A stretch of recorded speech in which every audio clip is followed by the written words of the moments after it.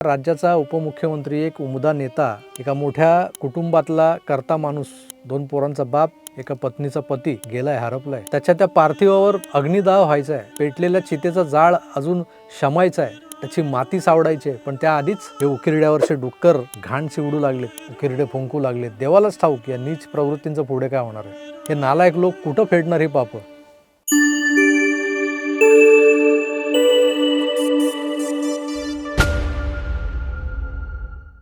व्हिडिओचं शीर्षक आणि थंबनेलवरचे 2 चेहरे पाहून विषय तुमच्या लक्षात आलेला असेलच. मित्रो, हे तेच दोघे जण आहेत ज्यांना खरं तर मानवीय भावनांची कदरच नाही आहे.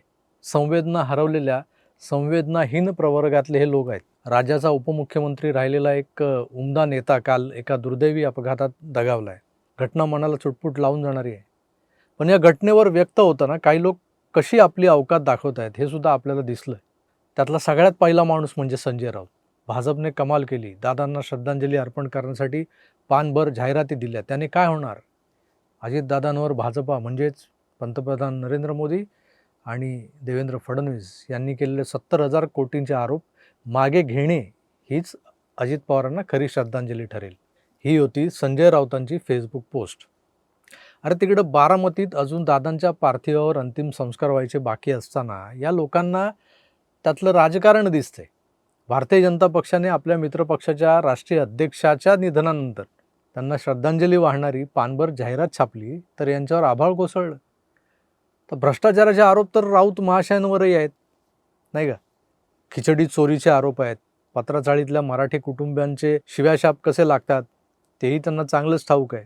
पण दादांवर 70,000 कोटींच्या भ्रष्टाचाराचे आरोप भाजपने लावले होते. आता पानभर जाहिराती देत आहे. अरे कहना क्या चाहते हो?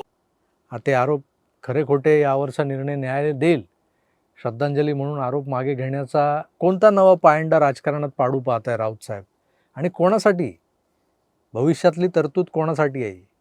खरं तर राजकारणातून हे महाशय आता हद्दपार होण्याच्या कगारवर आहेत. काल शरद पवारांचं अतिशय क्षीण होत गेलेलं स्वरूप पाहिलं. त्यांचा कातर आणि असंबंध न समजून येणारा, ज्याला राज ठाकरेंच्या भाषेत अनाकलनीय म्हणू शकतो, असा आवाज ऐकला. तो शोक संदेश त्यांनी वाचला. तो किती लोकांना कळला माहीत नाही. पण ती अवस्था बघितल्यानंतर मनोमन खात्री पटली की पवारसाहेबांची निवृत्ती पक्की झाली. तीच गत खरं तर त्यांच्या मानसपुत्राची म्हणजे खुर्ची उचल्या संजय राजाराम राऊत यांची व्हायला हवी होती. राऊतांनाही आतड्यांच्या कर्करोगाने ग्रासलंय. सध्या केमोथेरपीवर गाडी चालवली जाते. केमोनंतर माणूस प्रचंड क्षीण होत जातो. केमोच्या रिॲक्शन जाम त्रासदायक, वेदनादायक असतात.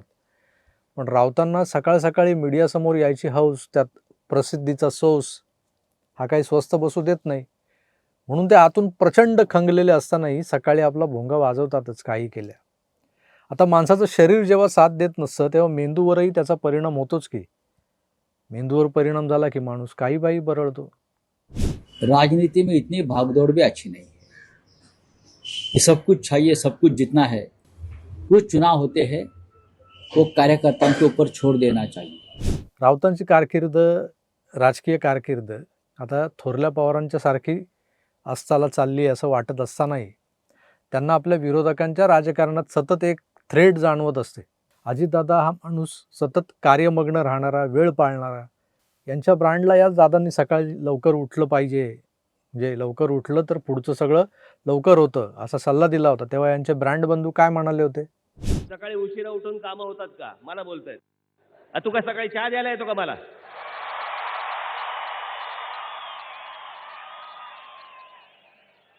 कोणाचं कधी उठतंय, तुला काय करायचंय? दादा तर घड्याळाची शर्यतच लावत आले होते आयुष्यभर. त्यांच्या हयातीत राऊतांनी दादांना डिवसलं नाही. पण आता हे टोमणे मारतायत. असो, संजू झाला आता राजू. राजू म्हणजे महाराष्ट्राला लाभलेला थोर विचारवंत परुळेकरांचा राजू. हा बाबा लहान असताना तेंडुलकरांचे याच्या बालमनावर संस्कार झाल्याचं मी ऐकलंय किंवा ऐकिवात आहे. त्यामुळे महाशय कधी दादरचं सावरकर स्मारक बुलडोज करून टाका, सावरकरांचा दादरशी काय संबंध, अशी मुक्ताफळं उधळत असतो. तर आता कालचंच उदाहरण. जनरली आपण मेलेल्या माणसाबद्दल बोलताना चांगलंच बोलण्याचा एक शिरस्ता पाळतो, पण संजू पाठोपाठ राजूला देखील दादांचा एक जुना डायलॉग आठवला, जो भर सभेत त्यांनी आबांना मारला होता. याला आपण साध्या सरळ भाषेत सल्ला म्हणूयात. आर आर पाटील हे त्यांच्या राजकीय कारकिर्दीच्या पीकवर असताना ज्या पद्धतीनं धावपळ, प्रवास आणि प्रकृतीची हेळसांड करत होते, त्याच वेळेस त्यांना तंबाखूचं व्यसन होतं. ते दादांना आवडत नव्हतं. दादांनी आबांना भर सभेत तंबाखू सोडा, हे व्यसन लय वाईट असते, हा सल्ला दिला होता. तर हाच धागा पकडून या राजूने दादांना त्यांच्या मृत्यूपर्यंत सल्ला दिला आहे. माणसाच्या जीवाला एक फक्त तंबाखूच्या व्यसनानेच धोका असतो असं नाही. चुकीची संगत ही सुद्धा प्राणाशी गाठ असते, हे लक्षात येत नाही लवकर. म्हणजे कधी लक्षात येतं? माणूस वर गेल्यावर. एकंदर काय आहे तर अजितदादांच्या अपघाती मृत्यूला कुठेतरी नेऊन भारतीय जनता पक्षाशी जोडायचं आहे, हाच एक अजेंडा स्पष्ट होताना दिसतोय. ममता बॅनर्जी काल काय बोलल्या? Powers, Deputy Chief Minister. He died today morning in a plane crash. I'm really shocked to see the news. There is no safety and security of the people of this country.